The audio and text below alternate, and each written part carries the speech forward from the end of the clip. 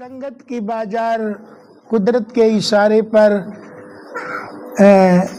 संतों ने लगाई है इस कुदरत के मुल्क में। इसमें संगत की बाजार वो लगाते हैं जिसके पास कुदरत के गुप्त इशारे हैं, गुप्त उनका संदेश है। तुम पर हमें विश्वास है कि तुम मेरी धरोहर को जरूर तकसीम करोगे, छुपा के नहीं रखोगे, तो हम तुम्हें अपनी कीमती सौदा दे रहे हैं। 24 घंटा समय तो हमने सभी को दिया है, वो मेरे समय रूपी खजाने को किसी प्रकार से खर्च करें, हमें कोई दिक्कत नहीं। दिक्कत तो उन्हीं की है, उन्हीं को है। अगर तुम हमारे जो संत लोग हैं जिन पर हमें यकीन है, विश्वास है और हमारी दी हुई सौदा उनका मन लेने आता है। सौदा कैसे आता है? हमारे पास आने के लिए एक रास्ता है, एक वाहन है। उस वाहन को हमने उन्हीं को दे रखा है और उस वाहन पर बैठ करके उनका मन जो है वो कस्टमर बनकर, और गुरु के जो हमारे मुल्क में जो गुरु होते हैं वो जीव की भलाई करते हैं, क्योंकि कुदरत की सौदा को वो तकसीम करते हैं, बांटते हैं, वहाँ से लाते हैं वो या वहाँ पर बिखेरते हैं, बांटते हैं। तो वो अपने विश्वास पर, अपने इशारे पर उनको तो पहले वो वाहन प्रदान करते हैं, कहते हैं वो वाहन हम तुम्हें दे देंगे। जिसको मिला है वो यूज नहीं कर पाते सही से, तुम सही से यूज कर लो। कहते हैं श्वास श्वास में नाम भज, वृथा श्वास मत खोए, ना जाने कि श्वास का आवन होए न होए। जाने तेरे पास वो वाहन कब चला जाएगा, कब इधर उधर खराब हो जाएगा, बेकार हो जाएगा। इसलिए जो संत गुरु होते हैं वो एक सांसा रूपी वाहन पर कौन बैठता है? उनका मन बैठता है। सांस श्वास में नाम भज, वृथा श्वास मत खोए। अरे ये श्वास ही तो उस परमात्मा का मुख्य खजाना है, और एक सांस ऊपर जाने के बाद में अगर न वापस लौटे तो राम नाम सत्य है, तो राम नाम सत्य है। रोने के अलावा और घर में कुछ नहीं है, दुख की वजह से और कुछ नहीं है। लाख धन भरा है, लाख बिल्डिंगें खड़ी हैं, लेकिन वो उनमें कोई रहने वाला नहीं, कोई सुख शांति नहीं है। इसलिए एक बार हम तुम्हें ऐसा साधन देते, उसी में बैठ करके जो हमारे हैं वो उनका मन है वो आ जाता है। सांस श्वास में राम भज। सतलोक ये कहाँ है? ये कहीं नीचे खोदने से नहीं मिलेगा। ऊपर बादल की ओर हम सोचते हैं स्वर्ग लोग वहाँ होगा, वहाँ नहीं है। पैर के अंगूठे पर अंगुली रखो, कमर तकाओ, पाताल लोक है। कमर से घींच तकाओ, ये मृत्यु लोक है, जहाँ जन्म होता है, मरण होता है। यहीं पर काल है, यहीं पर काल है। काल न तो ब्रह्मलोक में है, ब्रह्मलोक में काल नहीं, काल को वहाँ जाने का आदेश नहीं है। तुम बाहर नहीं जा सकते हो। तो काल तो 10वें द्वार से नीचे ही रहता है, मृत्युलोक में रहता है। इसलिए मृत्युलोक में भय लगता है, डर लगता है। ये जब मन पहुँचता है तो प्रभु मुस्कुराकर उस मन से पूछते हैं, तुम पर हमें यकीन है, मेरी सौदा को तुम मन से अपनी इच्छा से भरपूर तुम जा करके दुनिया मेरे मुल्क में भटकते हो। भटक करके जिसके द्वारे पर जाते हो, जहाँ भी जाते हो, वहाँ मेरे नाम की तुम चर्चा जरूर करते हो। मेरे नाम की तुम जरूर मेरी गरिमा को तुम जरूर लोगों के कानों के माध्यम से उनके अंदर में पहुंचाते हो, तो उस टाइम पर मन, उनका मन जो है वो जल बिंदु निपाते न पूर्ते घटा सर्व विद्या धर्मश्चा धनश्चा, उनका मन जो है धीरे धीरे संगत के अंदर में आ जाता है, उनके अंदर में आ जाता है। मन अंदर में आ जाता है तो हमारे जो कृपा जिसमें हमारी भरी रहती है, दया भरी रहती है, हमारा विश्वास भरा रहता है। जिन शब्द रूपी किसी पात्र में वो शब्द अच्छी तरीके से वो लोग अपने मन में समा लेते हैं। मन के अंदर में हम जेमें लगा दी, हमने, प्रभु कहते हैं उस मन से हमने जेमें लगा दी हैं। कौन कौन सी? दीनता, अधीनता, सहनशीलता। उन प्राणियों के अंदर में जो इतना अहंकार भरा हुआ है, घमंड भरा हुआ है, अज्ञानता भरी हुई है, वो जिस संगत में नहीं जाना चाहते हैं वहाँ नरक समझते हैं, लेकिन स्वयं नरक में वो रहते हैं। और ऐसे लोग जो हैं उनके लिए जब उनका मन जब वहाँ पर बैठ करके और उनका मन आ जाएगा, अंदर में आ जाएगा, तो जरूर वो मेरी सौदा को स्वीकार कर लेंगे। मेरी सौदा को स्वीकार कर लेंगे, यानी उन्हें विश्वास होने लगेगा, उन्हें विश्वास होने लगेगा ये व्यापारी तो अच्छी सौदा बेच रहा है, इसके बेचने में कोई भी छल कपट नहीं लगता, बेईमानी नहीं लगती है, ये जरूर सही सौदा बेच रहा है, इसकी सौदा ले लो, कभी काम आएगी, कभी काम आएगी। तो कहीं गांव में लड़ाई हो रही थी, लाठी डंडे चल रहे थे, तो उसने भी सुना, वो भी एक कदम पीछे बढ़ा, तो उस दिन का वो शब्द रखा था, सुना था सत्संग, तो उसको विश्वास हो गया कि ऐसी जगह पर अगर तुम दूर हो जाओ तो फिर कभी ऐसी जगह पर वापस लौट के न जाना, ताकि तुम भी नरक में चले जाओगे।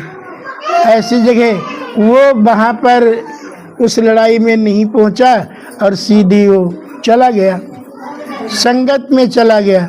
संगत में उसे ऐसे ऐसे शब्द सुनने को मिले ताकि उसके मन के अंदर में जो अहंकार का शैतान बैठा था, अहंकार रूपी शैतान बैठा था, जो घमंड बैठा था, जो क्रोध रूपी रावण बैठा था, वो कमजोर हो गए वहाँ पर।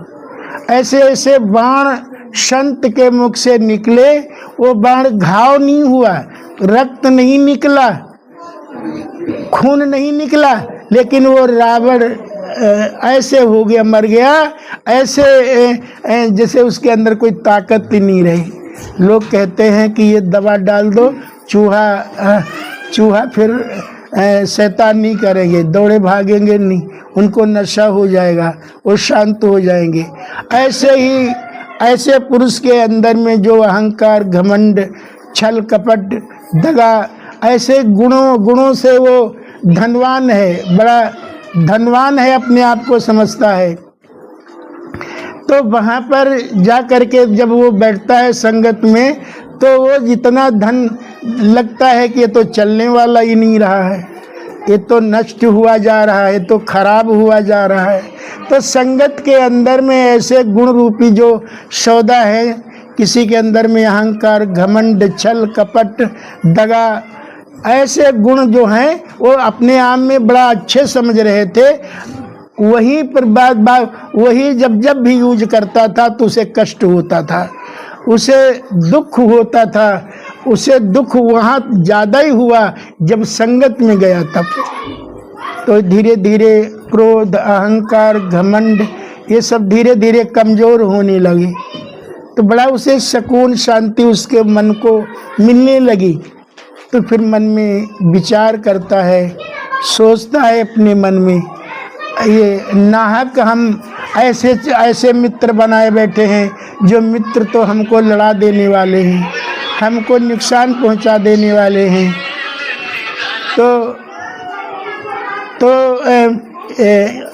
ये नाहक इनको तो और कमज़ोर कर दें, और कमज़ोर ये हो जाएंगे, एक बार और संगत में हम जाएंगे। ऐसे धीरे धीरे कई बार संगत में गए तो ऐसे ये लोग कमज़ोर होने लगे। फिर जब कमज़ोर होने लगे, जैसे कोई रोगी हो जाता फिर लड़ाई दंगा नहीं करता है, दूसरों के साथ में छल कपट करना थोड़ा रुक जाता है, बंद कर देता है, क्योंकि वो कमज़ोर हो गए। फिर उसे अपने कर्मों की याद आने लगती, ख्याल आने लगता है, तो वो फिर संगत में जाता है, तो धीरे धीरे उसके मन को बड़ी सुकून, बड़ी शांति इसी घर में मिलती है। इस घर के अंदर में वो शैतान नहीं रहते हैं, तो फिर बड़ी सुकून मिलती है। अरे जैसा भी कमाया था, जैसा भी घर में कमा के लाए थे वैसे ही खाया, परिवार में सभी लोगों ने खाया, और बस एक दूसरे से प्यार से माँ बाप सब लोग एक दूसरे से बोलते हैं, बच्चे सब लोग एक प्यार से मोहब्बत से बोलते हैं, जैसा होता वैसे खाते हैं। बेटा कहता है कि पिताजी तुम छल कपट मत करना, जैसा तुम्हारे पास है वैसे ही हमें खिलाओ, हम खा लेंगे पिताजी।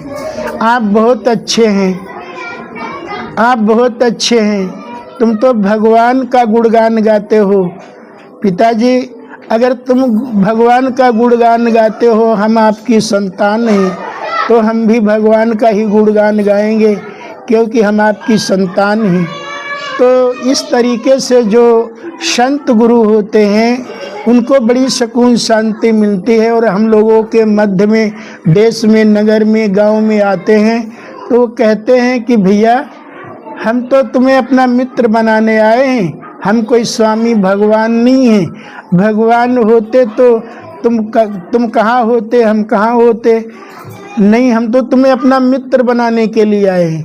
ऐसा संतों ने कहा, तुम हमसे मित्र बन करके देखो। अरे मित्र का मतलब होता है जो तुम्हारे पास है तुम अपने मित्र को खिलाओगे, मित्र से छिपाओगे नहीं, और हम तुमको अपना मित्र बनाएंगे। हमारे पास जो गुण हैं हम तुम्हें दे देंगे, हम तुमसे छिपाएंगे नहीं। कितनी अच्छी बात संतों ने हम लोगों से कहा है, छिपाया नहीं, बैर भाव नहीं, जाति पाति का भेदभाव नहीं, गरीबी अमीरी का भेदभाव नहीं। ऐसे गुण, ऐसे वाक्य हमारे संतों ने मालिक के मुल्क में आकर के कहा है। उन्होंने, ना मैं बेचूं हल्दी मिर्चा, ना हम लोग सुपारी, हमें राम नाम व्यापारी।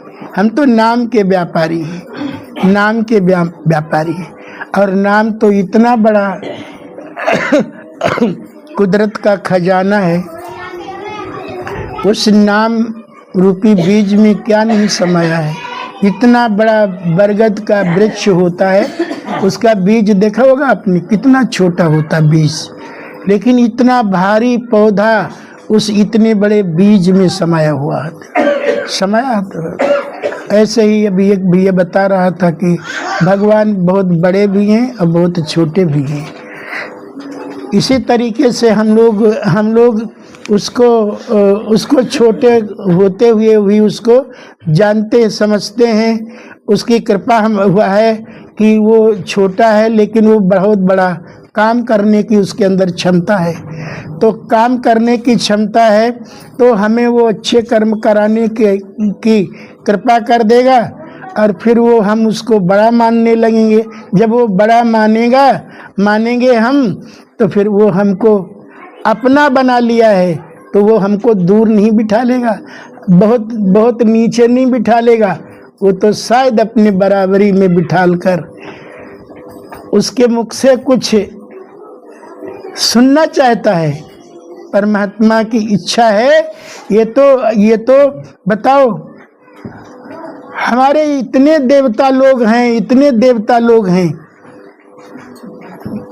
ये हमारी रक्षा करते हैं, लेकिन हमारी ताकत का, हमारे इतनी हमारे पास गुणों की सौदा है, ये कोई नहीं बांटते हैं।